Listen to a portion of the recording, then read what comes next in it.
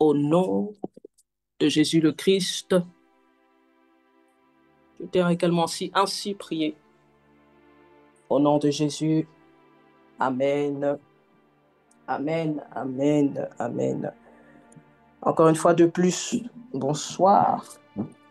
Bonsoir à vous, bonsoir à tous. J'espère que vous allez bien. Est-ce que vous allez bien? Vous savez, Ça va. je ne mange pas. Je ne mange pas, je ne mange pas encore les humains. Hein?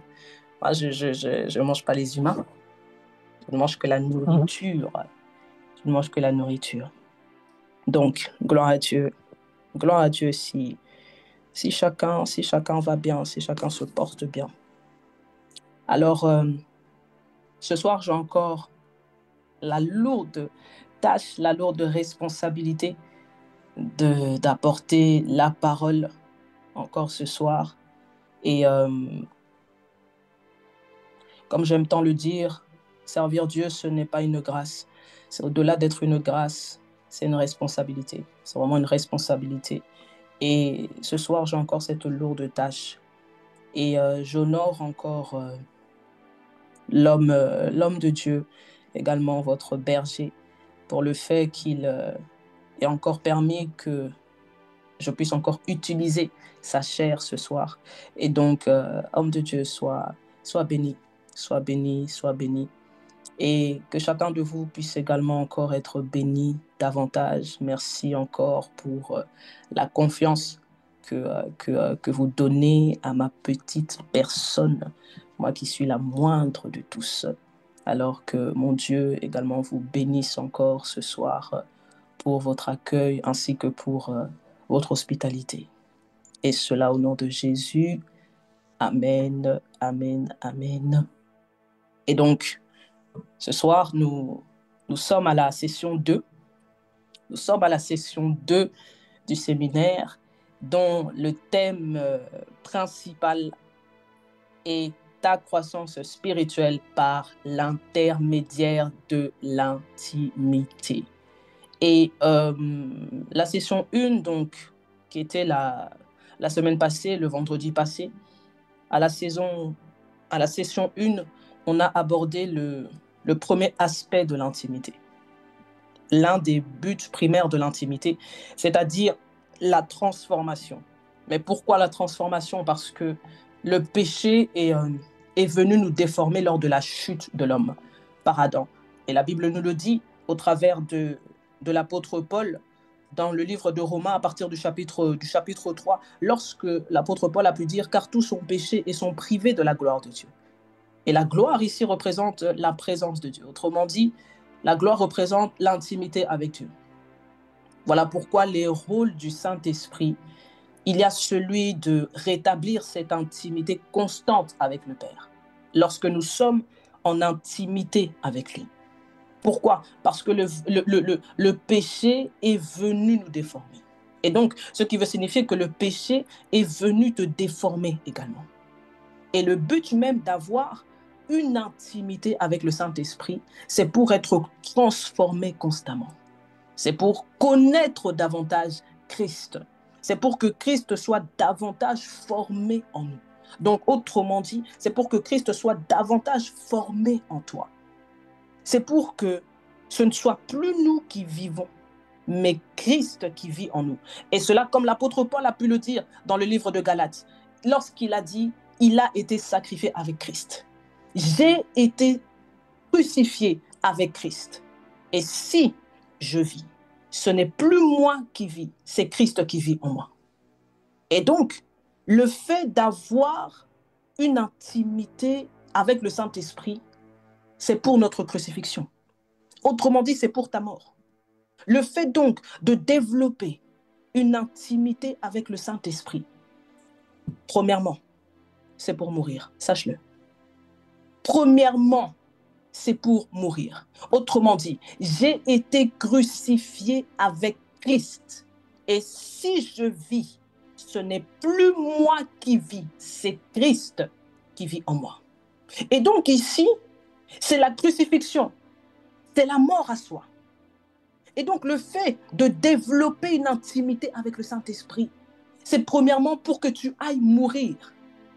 Lorsque tu entres en intimité avec lui, ce n'est pas d'abord pour que tu ailles vivre, mais c'est pour que tu ailles mourir.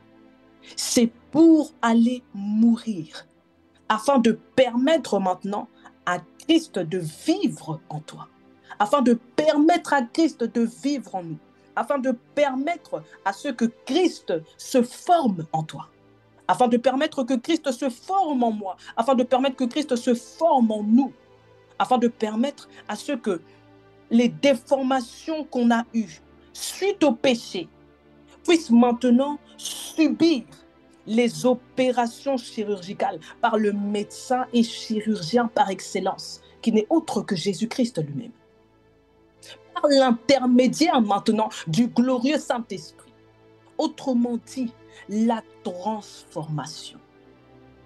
C'était le premier sous-thème de l'ouverture de ce séminaire, de la semaine passée. Autrement dit, ta croissance spirituelle par l'intermédiaire de l'intimité passe par la transformation. Et ce soir, on va continuer donc dans la deuxième session du séminaire. Et ce soir, le premier sous-thème, c'était la transformation. Ce soir, le sous-thème s'intitule la communion, la posture de cœur. La communion, la posture de cœur. Et on va donc aborder ce deuxième sous-thème qui n'est pas l'un des moindres. En dehors de la transformation, la communion également est quelque chose qui est très important. Très important. Et voilà pourquoi est-ce que ce soir, on va aborder cet aspect-là, l'aspect de la communion avec le Saint-Esprit par ta croissance spirituelle. Et qui dit communion dit posture de cœur. Et qui dit communion avec le Saint-Esprit dit disposition de cœur. Qui dit disposition de cœur dit avoir une posture. Autrement dit, avoir une attitude de cœur. Autrement dit, avoir un état. Notre cœur est un lieu, là où résident beaucoup de choses. Et donc, ce qui signifie que notre cœur est un état. Et là où cet état doit pouvoir en fait être en position de pouvoir recevoir la vie, de pouvoir recevoir Christ. Et la référence également de cette session 2, de la communion ainsi que la posture de cœur, se trouve dans Matthieu chapitre 7, au verset 22 et 23. C'était lorsque Jésus a dit, « Plusieurs me diront ce jour-là, Seigneur, Seigneur, n'avons-nous pas prophétisé par ton nom? N'avons-nous pas chassé des démons par ton nom? Et n'avons-nous pas fait beaucoup de miracles par ton nom? » Et c'est lorsque Jésus a dit, « Je leur dirai ouvertement, je ne vous ai jamais connu. Retirez-vous de moi. Retirez-vous de moi, je ne vous ai jamais connu. » Amen. Que Dieu bénisse sa parole. Matthieu 7, 22 et 23. Seigneur, Seigneur, n'avons-nous pas prophétisé par ton nom? Ce verset est très puissant. Ce verset est très puissant. Et c'est un verset qui doit faire trembler tout un chacun d'entre nous. Et doublement en tant que serviteur et servante de Dieu. Ce verset doit nous faire trembler tous les jours.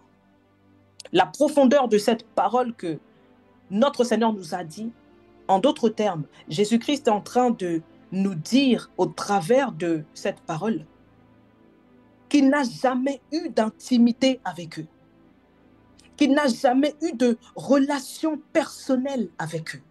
Mais maintenant, eux, c'est qui? Eux qui diront, Seigneur, Seigneur, n'avons-nous pas prophétisé par ton nom? N'avons-nous pas chassé des démons par ton nom? J'aimerais ouvrir une parenthèse. J'aimerais te dire que le fait d'avoir prophétisé, le fait d'avoir chassé des démons, le fait d'avoir opéré dans des délivrances, le fait d'avoir manifesté tes dons spirituels, le fait d'être un instrument par lequel le Seigneur passe, même pour guérir des malades, le fait par lequel le Seigneur passe par toi, pour ouvrir les yeux des aveugles, pour faire disparaître des cancers, pour faire marcher des paralytiques, et ni même le fait même de parler en langue, j'irai encore plus loin, ni même le fait de parler en langue n'est significatif d'avoir une intimité, une relation avec le Saint-Esprit. Pas du tout. Pas du tout. C'est faux. C'est faux. Et donc, j'aimerais dire à quelqu'un que cela ne te trompe pas. Que cela ne te trompe pas. Que ce n'est pas parce que tu parles en langue, que ce n'est pas parce que tu prophétises, que ce n'est pas parce que tu manifestes les dons spirituels, que ce n'est pas parce que tu opères dans la délivrance, que ce n'est pas parce que, au travers de toi, les yeux des aveugles s'ouvriront, que ce n'est pas parce que des cancers vont disparaître par toi, que cela veut signifier que tu as une intimité avec le Saint-Esprit, que cela veut signifier que tu as une relation véritable avec le Saint-Esprit. C'est faux. C'est faux. Que cela ne te trompe pas. Ce soir, je suis venu dire à quelqu'un que cela ne te trompe pas. Que cela ne te trompe pas. Pourquoi c'est faux? Parce que Dieu n'a pas besoin d'attendre que tu développes d'abord une intimité avec le Saint-Esprit pour être Dieu. Dieu n'a pas besoin d'attendre que tu développes d'abord une relation avec lui, une intimité avec lui pour être Dieu. Mais Dieu est Dieu. Et cela avec ou sans ton intimité. Avec ou sans ton intimité, il reste Dieu. Il reste Dieu. Et c'est justement, uniquement parce qu'il est Dieu que ces différentes choses peuvent s'opérer. Il ne demande l'aval de personne pour se manifester en tant que le Dieu tout-puissant qu'il est. N'oublie jamais ça. N'oublie jamais ça. Il ne demande l'aval de personne pour se manifester en tant que le Dieu tout-puissant qu'il est. En tant que le Dieu tout-puissant qu'il est. N'oublie jamais que ton intimité avec le Seigneur ne se mesure pas au fait que par toi, le Seigneur chasse les démons. Au fait que par toi, le Seigneur guérit les malades. Au fait que tu prophétises, au fait que tu parles en langue, au fait qu'au travers de toi, que le Seigneur opère des miracles, des signes, des prodiges. Ce n'est pas ça. Ne mesure jamais ton intimité sur base de ça. Mais sache que c'est uniquement parce que Dieu est Dieu. Et cela, j'aimerais te dire, il est Dieu avec ou sans toi. Il est Dieu avec ou sans ton intimité avec lui. Il est souverain. N'oublie jamais ça. N'oublie jamais ça. Il est souverain. C'est ce qui s'est passé avec ces gens dont Jésus nous parle dans Matthieu chapitre 7. C'est ce qui s'est passé avec ces gens-là dont Jésus nous parle. Pour qu'à la fin des fins, Jésus dira: je ne vous ai jamais connu. Je ne vous ai jamais connu. Mais pourtant, ils ont prophétisé. Ils ont chassé des démons, guéri des malades. Tout ça par le nom de Jésus. Mais Jésus répondra qu'il ne les a jamais connus. Mais pourquoi alors, malgré tout, ces gens ont quand même prophétisé, chassé des démons, opéré dans la délivrance de plusieurs, là où des malades ont été guéris? Mais pourquoi alors, malgré tout? C'est parce que Dieu est Dieu et qu'il n'a pas besoin d'attendre que tu développes une intimité, une relation avec lui pour se manifester et être le Dieu tout-puissant qu'il est. Ils ont prophétisé, ils ont chassé les démons, parce que tout simplement, Dieu ne se répand pas de ses dons. Il ne se répand pas de ses dons. Ni parce qu'il ne peut pas aller à l'encontre de sa parole. Il ne peut pas aller à l'encontre de qui il est. Il ne peut pas. Il ne peut pas. Voilà pourquoi est-ce que Jésus a dit à un moment donné dans le livre de Marc, voici les miracles qui accompagneront ceux qui auront cru. En son nom, ils chasseront les démons. Ils parleront de nouvelles langues. Ils imposeront les mains aux malades. Et les malades seront quoi? Seront guéris. Seront guéris. Donc, Dieu n'attend pas que tu développes d'abord une intimité avec le Saint-Esprit, que tu développes d'abord une intimité avec lui pour agir. Mais il agit premièrement parce qu'il est Dieu et non parce que tu as une intimité avec lui. Autrement dit, il agit à cause de qui il est et non à cause de ce que tu fais. La nuance se trouve là. La nuance se trouve là. Tu peux parler en langue de midi à midi. Tu peux jeûner de midi à midi. Tu peux aller à l'église du lundi au lundi. Tu peux prophétiser de minuit à minuit. Tu peux sortir à aller imposer les mains aux malades et les malades vont guérir. Oui, les malades vont guérir. Tu peux opérer dans la délivrance. Qu'au travers de toi, comme avec Élie, le feu peut même descendre du ciel. Comme quoi. Mais sache qu'il n'agit pas. Qu'il n'agit pas à cause du fait que tu aies une intimité, une relation avec lui. Mais il agit à cause de lui-même. À cause de lui-même. Comme j'aime souvent lui dire, Seigneur, toi, tu n'aimes pas la honte. Dieu n'aime pas la honte. Il n'aime pas la honte. Il ne peut, voilà pourquoi est-ce qu'il ne peut pas aller à l'encontre de qui il est. Il ne peut pas aller à l'encontre de sa propre nature. Il a dit, voici les miracles qui accompagneront ceux qui auront cru. En son nom, ils chasseront les démons, ils parleront de nouvelles langues, ils imposeront les mains aux malades et les malades seront guéris. Il ne peut pas aller à l'encontre de qui il est. Il ne se répand pas de ses dons. Il ne se répand pas de ce qu'il t'a donné. La preuve, Lucifer, il ne s'est pas répandu. Il ne sait pas. Dieu ne s'est pas répandu de ses dons, de ce qu'il avait déposé en Lucifer. Non. Non.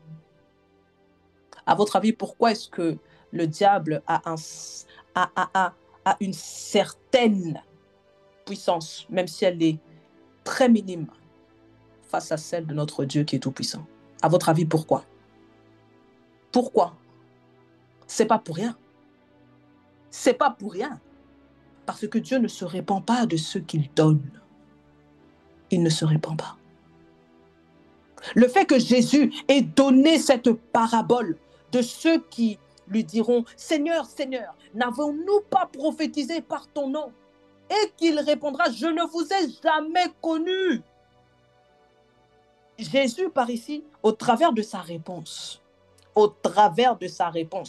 sache que c'est une réponse là où il parle en profondeur. Voilà pourquoi est-ce que c'est une parabole. Il parle ici en profondeur. Et cette profondeur, c'est la communion. C'est la posture de cœur. Il parle ici d'avoir une relation, non pas juste pour avoir une relation, ni juste pour dire que tu as une intimité. Non pas pour que tu dises « j'ai une intimité avec le Saint-Esprit ». Non. Mais ce que Jésus-Christ veut, c'est que nous ayons une véritable relation, une véritable intimité, une véritable communion avec lui. Et que cette intimité qu'il recherche en chacun de nous, ce n'est pas une intimité de surface, mais de profondeur. De profondeur. Voilà pourquoi le sous-thème de l'ouverture de ce séminaire, c'était la transformation. La transformation. Jésus ne recherche pas. Ce n'est pas une intimité de surface qu'il veut, mais celle qui va te faire garder ses commandements nuit et jour. Celle qui va te faire agir comme lui a agi. Celle qui te transforme véritablement de l'intérieur. Celle qui va te faire porter des fruits dignes de la repentance et non de demander seulement pardon. Pardon, Seigneur, pardonne-moi. Seigneur, pardonne-moi. Seigneur, pardonne-moi. Il l'a dit dans sa parole, porter des fruits dignes de la repentance. La repentance, c'est au-delà de demander pardon. Cette intimité, celle qui va te faire transformer véritablement de l'intérieur. Celle qui va te faire porter des fruits dignes de la repentance. Des fruits dignes de la repentance. Il ne faut pas abuser de la grâce. Lorsque il a pu dire dans sa parole, mon juste tombera 7 fois et mon juste se relèvera 7 fois. Il ne faut pas abuser de la grâce de Dieu sous prétexte que Seigneur, tu as dit que ton juste tombera 7 fois et que ton juste se relèvera 7 fois. Et donc, en fait, prendre ça comme pour un laisser-passer. Un laisser-passer, oui, mais de toute façon, Seigneur, tu as dit, tu as dit, tu as dit, tu as dit. Oui, il a dit. Mais sache, j'aimerais rappeler à une personne que malgré la grâce, chacun de nous passera devant le tribunal de Christ. Oui, malgré la grâce. Malgré la grâce. J'aimerais rappeler à tout un chacun que chacun de nous passera devant le tribunal de Christ. Malgré que tu as été justifié, malgré que tu as été racheté, malgré que tu as été lavé, malgré qu'aujourd'hui tu sois devenu enfant de Dieu. Mais je te rappelle ceci au cas où tu l'aurais oublié, que toi aussi, tu passeras devant le tribunal de Christ. Et le fait de passer devant le tribunal de Christ, ça signifie quoi? La profondeur du fait de passer devant le tribunal de Christ, c'est pour être jugé selon notre manière qu'on a vécu sur cette terre en tant que chrétien, en tant qu'enfant de Dieu. Donc, le fait de dire, Seigneur, tu as dit que le juste tombera 7 fois et qu'il se relèvera 7 fois, c'est bien beau. Mais chaque acte a ses conséquences, malgré la grâce. Malgré la grâce, j'aimerais rappeler cela à quelqu'un. Chaque acte, chaque action a ses conséquences, malgré la grâce. Et ce que Jésus veut, c'est que nous ayons cette intimité, celle qui va faire porter des fruits dignes de la repentance. C'est ce genre-là de communion qu'il attend de chacun de nous. C'est ce genre-là de communion, de posture de cœur qu'il attend de chacun de nous, qu'il veut voir en chacun de nous. Et non pas simplement que tu sois là, que tu dises « j'ai une intimité avec le Saint-Esprit ». Le fait de dire que tu as une intimité avec le Saint-Esprit ne veut pas signifier pour autant que tu as une intimité avec le Saint-Esprit. Voilà pourquoi il nous a précisé dans le livre de Jean également aussi, à partir du chapitre 14, « Celui qui a mes commandements et qui les garde, c'est celui qui m'aime. c'est celui qui m'aime. Jésus n'a pas dit celui qui a une intimité avec lui. Hein? Non, non. Il n'a pas dit celui qui dit avoir une intimité avec moi. Mais il a parlé de ceux qui ont au-delà d'avoir seulement une intimité avec lui. Il a parlé de celui qui garde ses commandements.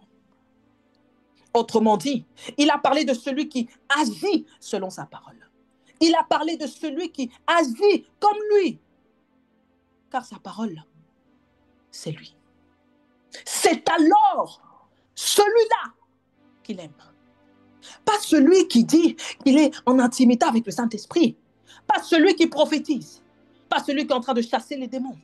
Pas celui par qui le Seigneur est en train de passer pour guérir une multitude de malades.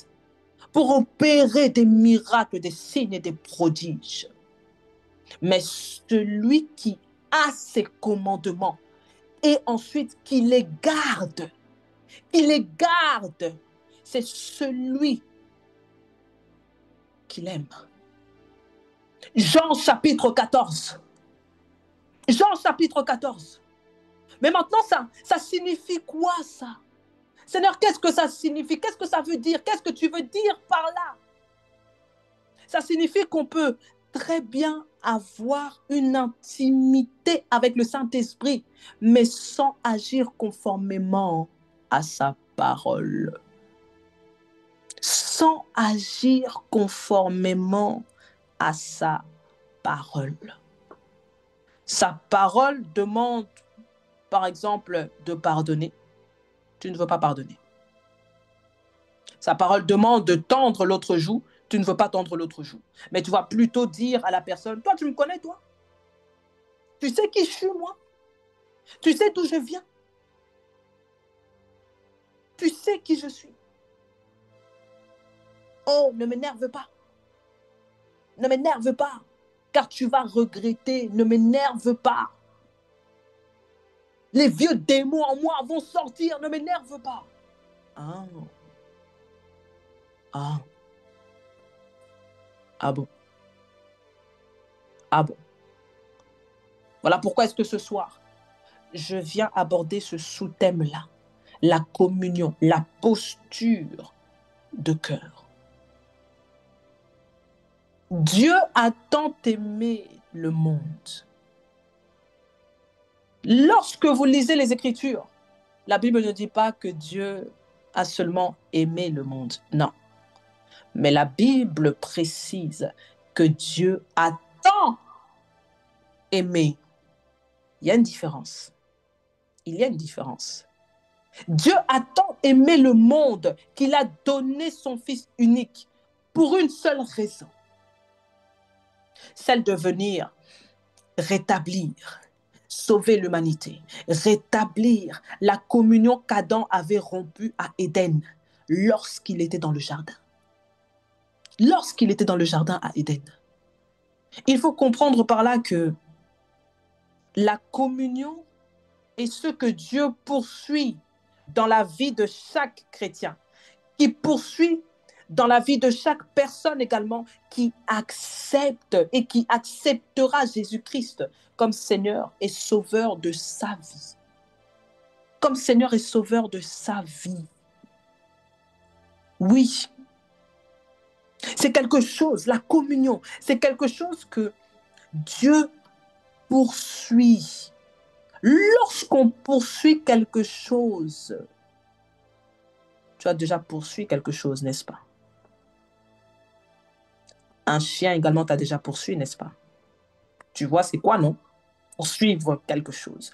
Poursuivre un but. Tu as déjà poursuivi un but, n'est-ce pas? Eh bien, c'est la même chose. C'est la même chose. Par la communion, Dieu poursuit dans la vie de chaque chrétien, de chaque personne qui a accepté le Seigneur Jésus-Christ comme Seigneur et Sauveur de sa vie. Depuis la création du monde, Dieu veut être en communion avec nous. Nous, c'est l'homme. Et moi, quand je parle d'homme, c'est homme et femme. Donc, homme avec un grand H. Depuis la création du monde, Dieu veut être en communion avec nous. Pourquoi? Car Dieu aime l'homme qu'il a créé. Dieu nous aime. Dieu t'aime. Dieu m'aime. Et c'est parce qu'il nous a tant aimés qu'il veut nous garder avec lui éternellement et qu'il a donné son Fils unique, afin que quiconque ne périsse point, mais que tous puissent parvenir à la connaissance de la vérité, à la connaissance de Christ, afin que ce lien-là, cette intimité-là, soit rétablie, afin que la connexion qu'Adam avait rompue à Éden soit rétablie. Soit rétablie. Et donc, Dieu nous aime. Il nous a créés. Autrement dit, il a créé l'homme parce qu'il nous aime. Maintenant, ça veut signifier que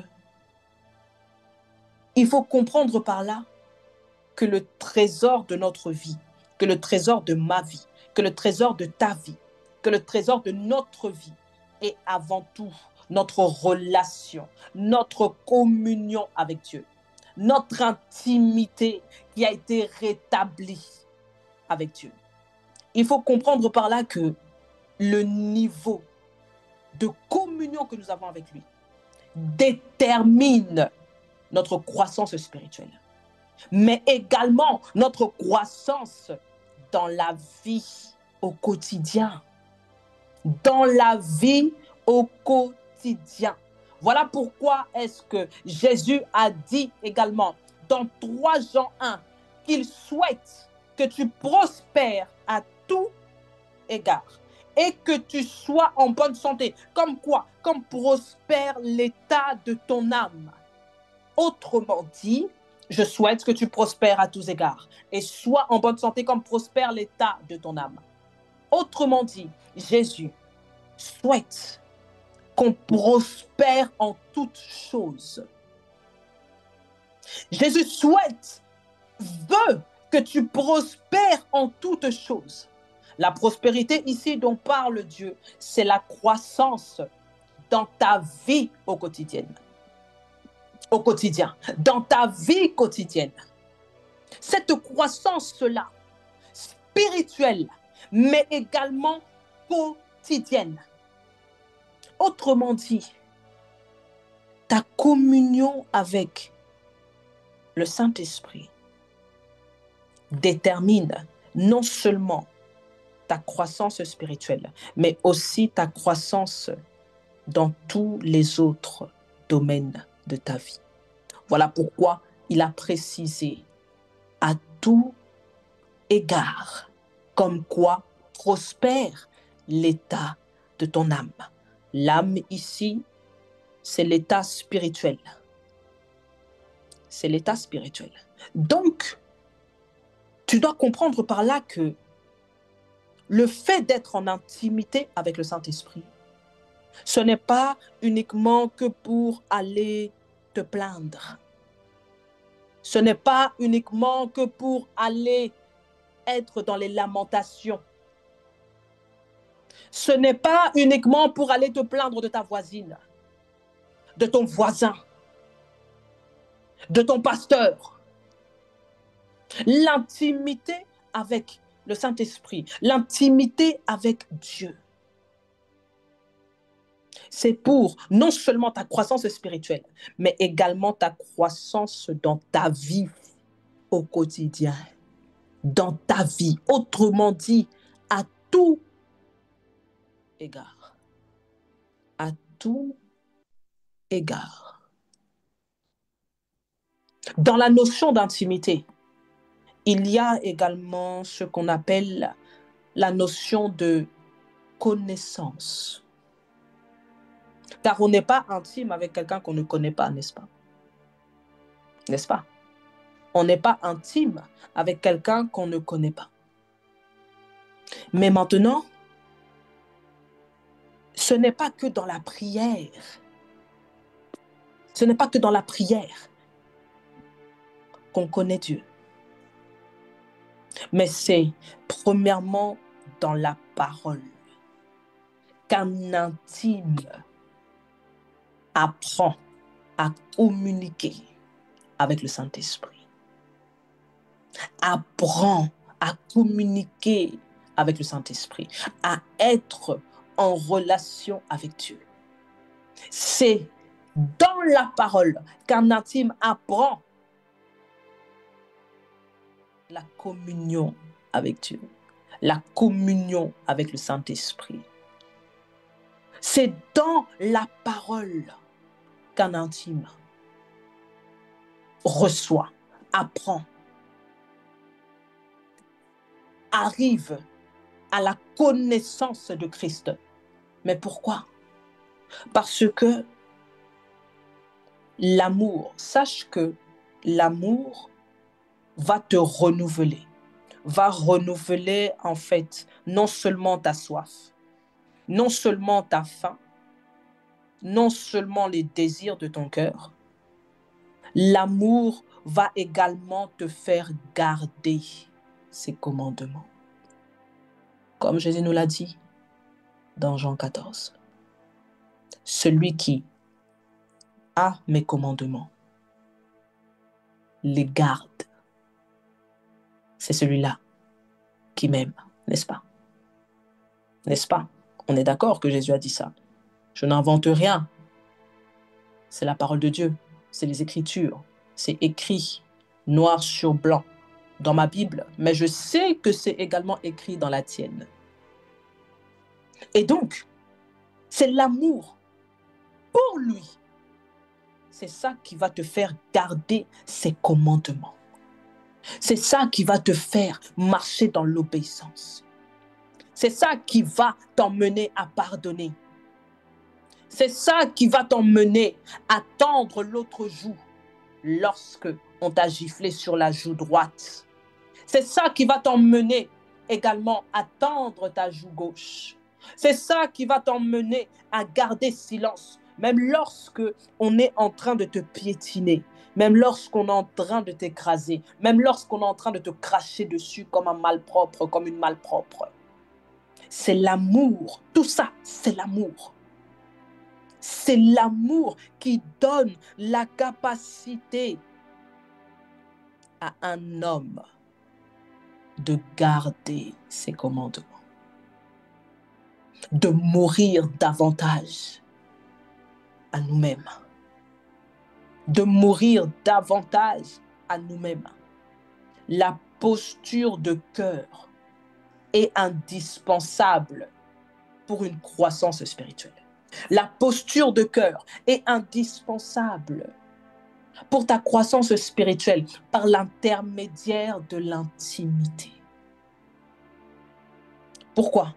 Mais parce que celui qui est en face de toi, celui que nous avons en face de nous, est une personne. Et c'est le Saint-Esprit. Le Saint-Esprit est une personne. Il a des yeux comme toi. Il a une bouche comme toi. Il a des mains comme toi. Il parle également comme toi. N'est-ce pas? C'est une personne. La personne du Saint-Esprit.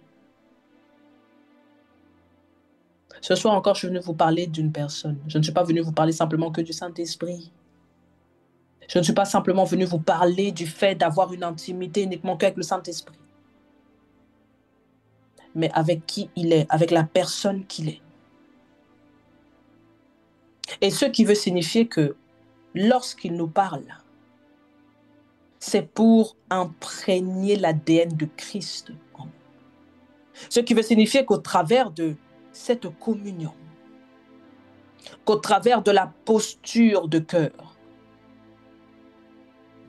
l'ADN de Christ va être formé, va être développé davantage en toi, davantage en nous, davantage en moi. Oui, la communion, la communion.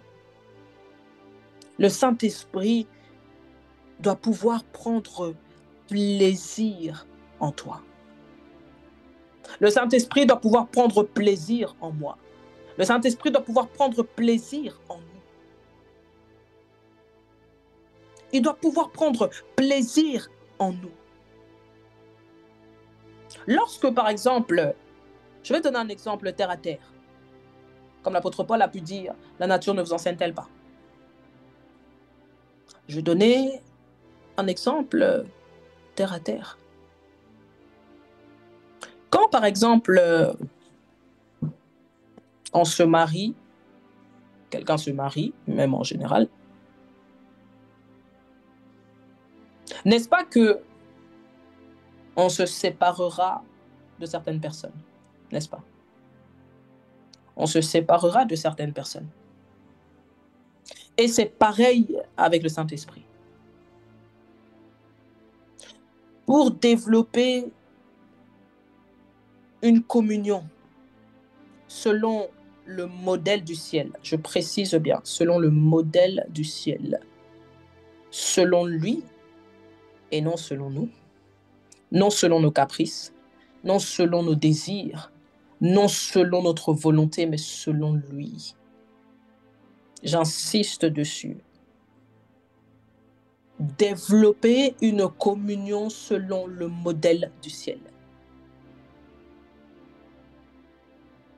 Pour développer cette communion avec lui, cette intimité avec lui, il est important de comprendre la loi non seulement de l'attachement, mais également la loi de la séparation.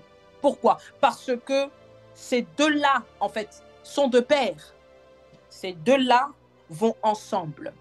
L'attachement et la séparation. C'est lorsque deux personnes sont en train de se marier ou qu'ils sont mariés. Il y a des personnes à qui ils étaient attachés. Mais maintenant, dû également à leur mode de vie, dû également à la situation nouvelle, dans le nouveau chapitre dans lequel que le Seigneur les a fait entrer, il y aura des personnes que le Seigneur va faire sortir également de leur vie, va faire sortir de ta vie. Autrement dit, va te séparer en fonction de plusieurs raisons. En fonction de plusieurs raisons.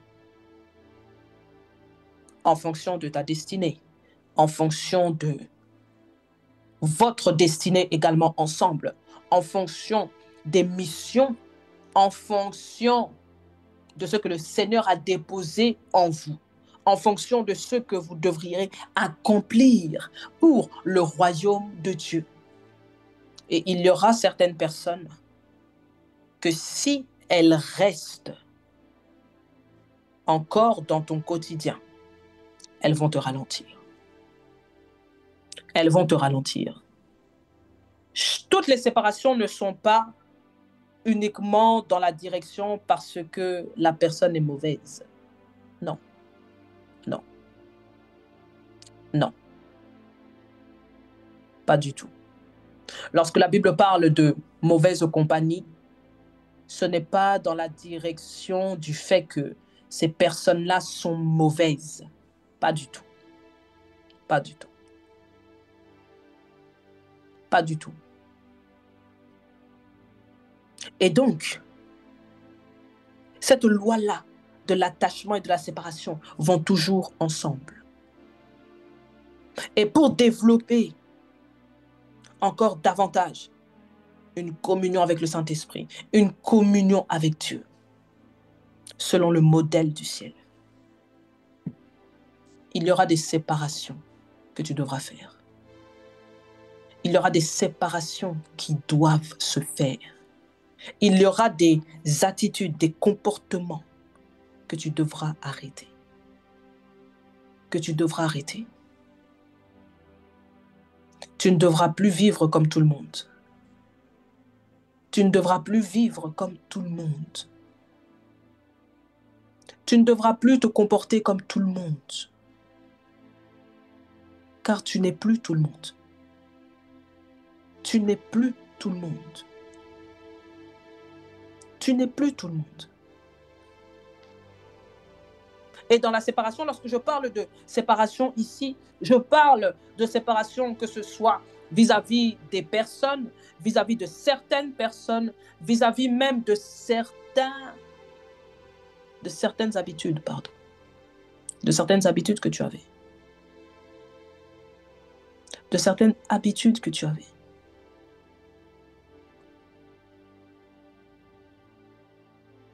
Tu vois? Lorsque l'Éternel avait dit à Abraham de quitter la maison de son père, autrement dit, l'Éternel a dit à Abraham de quitter sa patrie, de quitter, de se séparer de Lot. Tu vois? Tu comprends mieux maintenant la profondeur de l'attachement et de la séparation. Ça va ensemble. Tu comprends mieux là? C'est deux choses qui vont ensemble. Il a dit à Abraham de se séparer de sa patrie, de se séparer de chez son père, de se séparer de Lot, de se séparer d'Agar, de se séparer d'Isaac.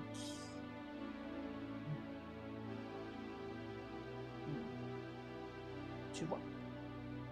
Le niveau de communion avec le Saint-Esprit va au-delà du fait de dire tout simplement que tu as une intimité avec le Saint-Esprit.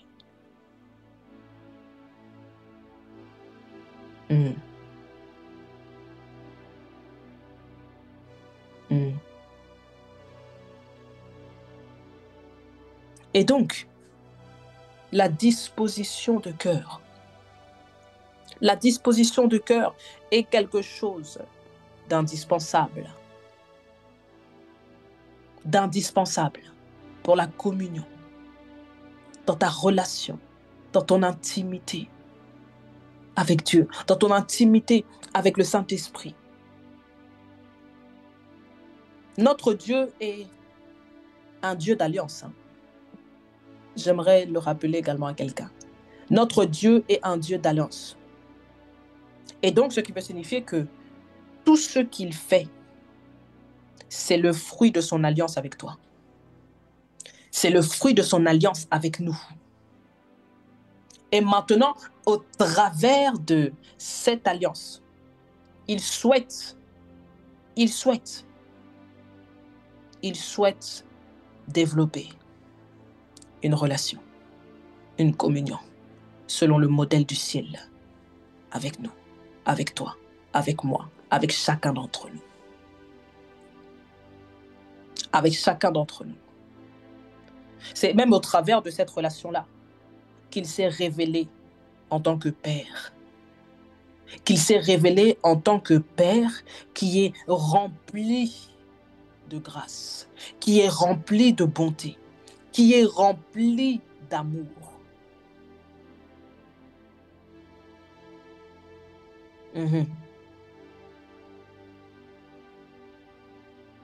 Et la communion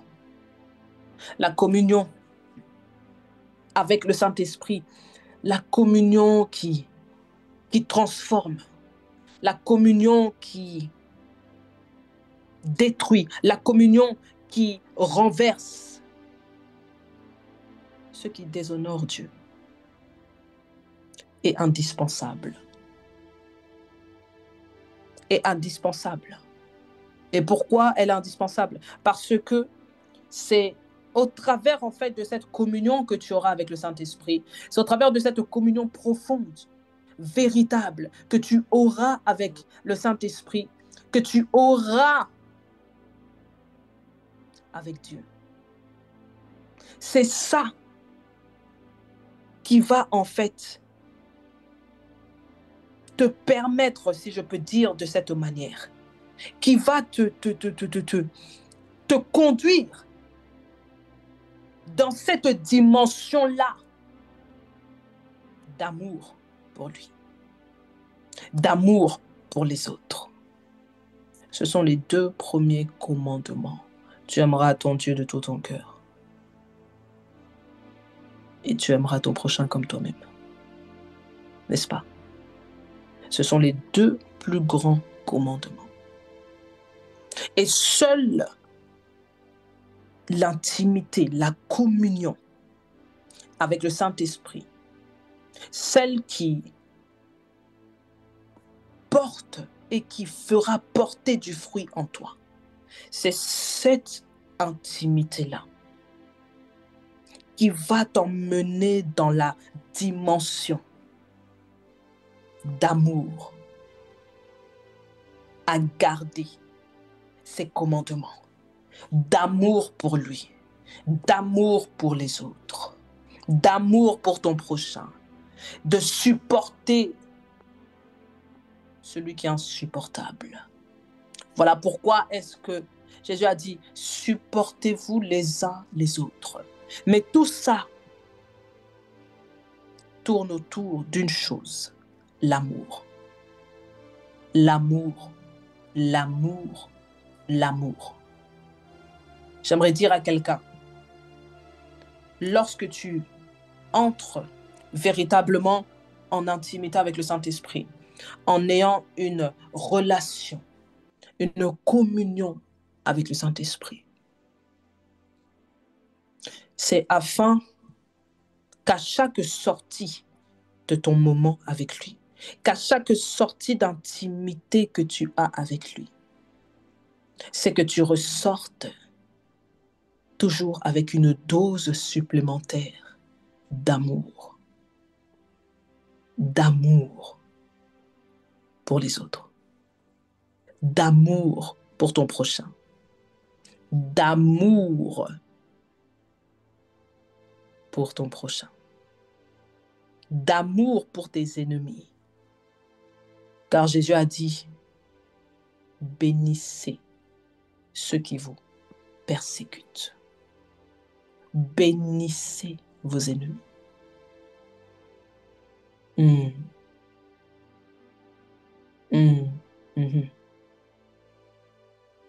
L'intimité avec la personne du Saint-Esprit. C'est celle-ci que je suis venu vous parler ce soir. Ta croissance par l'intermédiaire de l'intimité. Au travers de la communion, de la posture de cœur. Que Dieu bénisse sa parole.